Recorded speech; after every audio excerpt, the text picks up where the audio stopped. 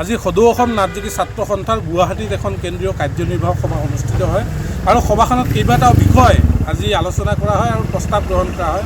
ইতিমধ্যে সদৌ অসম নাটযোগী ছাত্ৰ সন্থাই প্ৰতি বছৰৰ 20 ছেপ্টেম্বৰ তাৰিখে কেন্দ্ৰীয় শ্বহীদ দিৱস অনুষ্ঠিত কৰি আহিছে আৰু এই বছৰ কেন্দ্ৰীয় শ্বহীদ দিৱস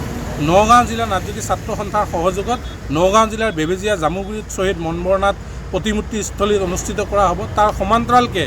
যিহেতু আগন্তুক কেইমাহমানৰ পিছতে ভাৰত চৰকাৰে জাতিগত হিচাপে সমগ্ৰ ভাৰতবৰ্ষত লোকপিয়ল আৰম্ভ কৰিব, গতিকে আমি সমগ্ৰ অসমৰ নাটযোগী জনগোষ্ঠীৰ মানুহসকলক বিশেষকৈ যিসকলে নাটযোগী জনগোষ্ঠীৰ লোক কিন্তু তেওঁলোকে বৰা, চহৰীয়া, হাজৰিকা ইত্যাদি উপাধি লিখি আছে, তেওঁলোকলৈ আমাৰ আহ্বান থাকিব তেওঁলোকে যাতে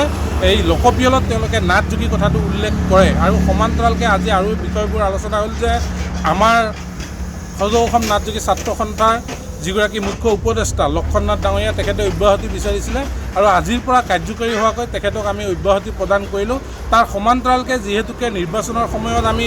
বিজেপি তথা মিত্ৰজোঁটক পূৰ্ণ সমৰ্থন আগবঢ়াইছিলোঁ, গতিকে এতিয়া 2 মাহ হ'ল চৰকাৰখন দায়িত্ব লোৱা মুখ্যমন্ত্ৰী ডক্টৰ হিমন্ত বিশ্ব শৰ্মা হিচাপে দায়িত্ব লৈ 2 মাহ অতিক্ৰম হ'ল, কিন্তু আজিৰ তাৰিখলৈকে তেওঁলোকে কোনো ধৰণৰ আমাৰ কথাবোৰ উল্লেখ নকৰিলে। যিহেতুকে জুলাই মাহৰ 6 তাৰিখৰ পৰা বাজেট অধিৱেশন অনুষ্ঠিত হ'ব, এই বাজেটত আমাৰ নাটযোগী জনগোষ্ঠীৰ যিখিনি কথা বতৰা আছিলে এই আটাইখিনি সমাধান কৰিবৰ কাৰণে আজিৰ সভাই আমি তেওঁক প্ৰস্তাৱ প্ৰেৰণ কৰিছোঁ। তাৰ সমান্তৰালকৈ এইবাৰ বাজেটত নাটযোগী জনগোষ্ঠীৰ কাৰণে 100 কোটি টকা ধাৰ্য কৰিবৰ কাৰণে আমি অসম চৰকাৰক আহ্বান জনাইছোঁ।